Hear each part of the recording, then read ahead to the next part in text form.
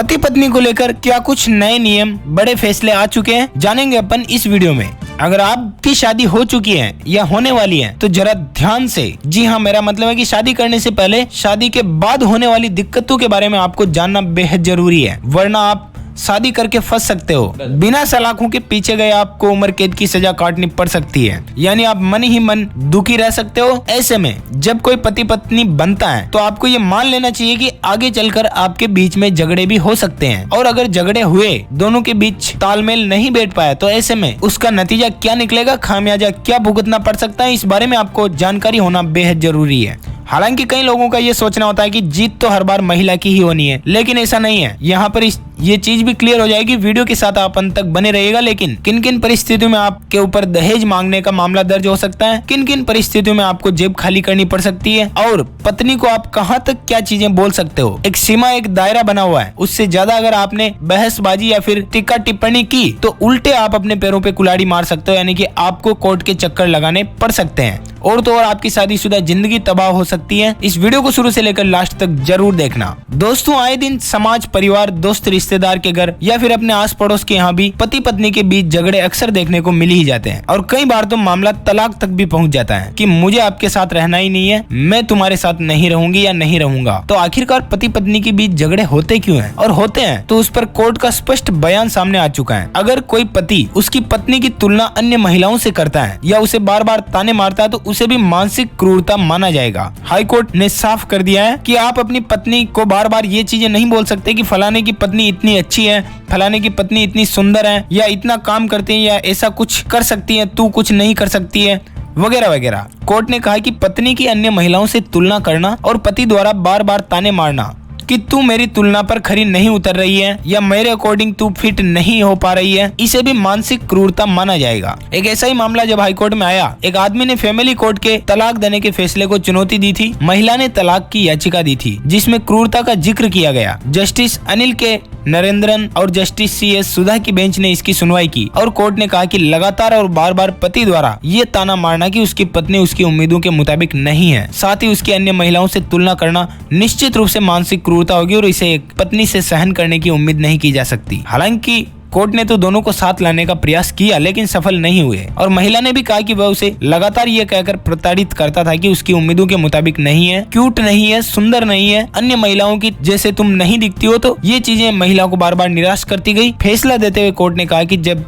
एक बार दोनों अलग हो जाते हैं तो अलगाव पर्याप्त समय तक जारी रहता है, और उनमें से एक ने तलाक के लिए याचिका दी है तो ये अच्छी तरह से माना जा सकता है कि शादी टूट चुकी है, इन दोनों के बीच प्यार नहीं है। कोर्ट ने मध्यस्थता के लिए भेजकर दोनों को साथ लाने की कोशिश भी की, लेकिन प्रयास भी सफल नहीं हुआ। ज्यादा साथ नहीं रहे पति और पत्नी। पत्नी ने दोनों के बीच विवाद को निपटाने के लिए उनके चर्च सहित कई व्यक्तियों द्वारा किए गए असफल प्रयासों का उल्लेख किया, लेकिन सारे प्रयास विफल रहे। कोर्ट ने फैमिली कोर्ट के तलाक देने के फैसले को बदलने से इनकार कर दिया। दोनों की शादी जनवरी 2019 में ही हुई थी, अभी 3 साल पहले की बात है, और महिला ने 10 महीने के अंदर ही शादी को खत्म करने की याचिका दायर कर दी। कोर्ट ने कहा कि लगातार दुर्व्यवहार, वैवाहिक संभोग की समाप्ति, पति की उदासीनता और पत्नी के बदचलन होने का दावा, ये सभी वो कारक हैं जो मानसिक या कानूनी क्रूरता का कारण बनेंगे, और आगे जाके इन दोनों के बीच दीवार और बड़ी होगी। शारीरिक क्रूरता में प्रत्यक्ष साक्ष्य हो सकते हैं, लेकिन मानसिक क्रूरता के मामले में ऐसा नहीं होता है, यानी कि आप दोनों के बीच कभी नहीं बन पाएगी, और आप दोनों के बीच तलाक का होना बेहद जरूरी है, वरना मामला हाथापाई तक पहुंच सकता है, और ऐसे में किसी को भी शारीरिक चोटें आ सकती है। तो कोर्ट ये कभी नहीं चाहेगी कि आप दोनों के बीच इतना बड़ा मसला बने।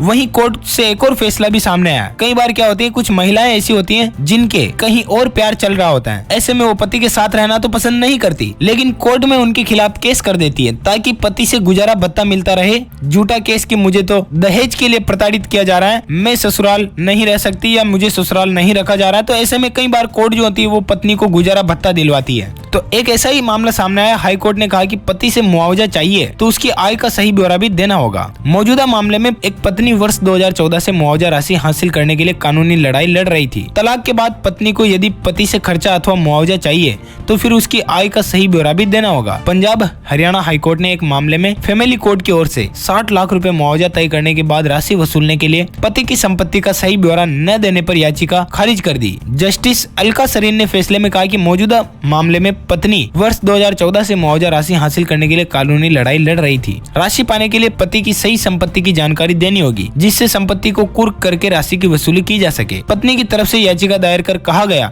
कि उसकी शादी 16 जनवरी 2011 को हुई थी। शादी के बाद दोनों के बीच मतभेद रहने लगे, जिसके चलते दोनों ने अलग रहने का फैसला लिया। पंचकुला की फैमिली कोर्ट ने 20 मई 2014 को तलाक के लिए दायर याचिका को मंजूर कर दिया। साथ ही पत्नी को जीविका खर्च अथवा मुआवजे के रूप में 60 लाख रुपए पति को देने के निर्देश दिए। राशि का भुगतान न करने पर पत्नी की तरफ से पंचकुला की कोर्ट में याचिका दायर की गई। कोर्ट ने पति की संपत्ति की जानकारी मांगी पत्नी से, तो पत्नी ने संपत्ति की जानकारी दी। पंचकुला कोर्ट ने बालाचोर की कोर्ट को इस संपत्ति की जानकारी देते हुए इसे कुर्क करने संबंधी कार्रवाई के लिए कहा। बालाचोर कोर्ट ने संपत्ति को लेकर नोटिस दिया तो उसमें एक व्यक्ति ने आपत्ति जताते हुए कहा कि यह संपत्ति तो उसकी है। इस पर बालाचोर की कोर्ट ने पंचकुला की कोर्ट को केस फाइल वापस भेज दी। पंचकुला कोर्ट ने याचिका को खारिज करते हुए संपत्ति की सही जानकारी देने को कहा। पंचकुला की कोर्ट ने फैसले के खिलाफ हाई कोर्ट में याचिका दायर कर कहा कि पति से जीविका खर्च के रूप में तय राशि का भुगतान करवाया जाए और पंचकुला और बालाचोर कोर्ट के फैसले को खारिज किया जाए। लेकिन पत्नी की बताई जानकारी सही नहीं मिली। हाई कोर्ट ने सुनवाई के दौरान पाया कि मौजूदा समय में पति यूनाइटेड किंगडम यानी कि यूके में रह रहा है। पत्नी को जानकारी मिली कि बालाचोर में उसकी संपत्ति है, लेकिन ये जानकारी सही नहीं थी। अब ऐसे में पत्नी को राशि हासिल करने के लिए पति की संपत्ति की जानकारी देनी होगी, जिसे कुर्क करके राशि की वसूली की जा सके। साफ और सीधा मतलब ये है कि अगर पत्नी दूसरी शादी नहीं करती है, अपने मायके या पीहर पक्ष में रहती है और उसे पति की तरफ से मुआवजा चाहिए, तो उसी कंडीशन में मिलेगा जब तक वो दूसरी शादी नहीं करेगी। इसके अलावा पति के पास क्या संपत्ति है उसकी जानकारी होना भी जरूरी है, क्योंकि अगर पति के पास संपत्ति है ही नहीं तो फिर मुआवजा कहां से दिलाया जाए। अगर संपत्ति होती है तो उसे नीलामी करके कुर्क करके पत्नी को मुआवजा दिलाया जा सकता है।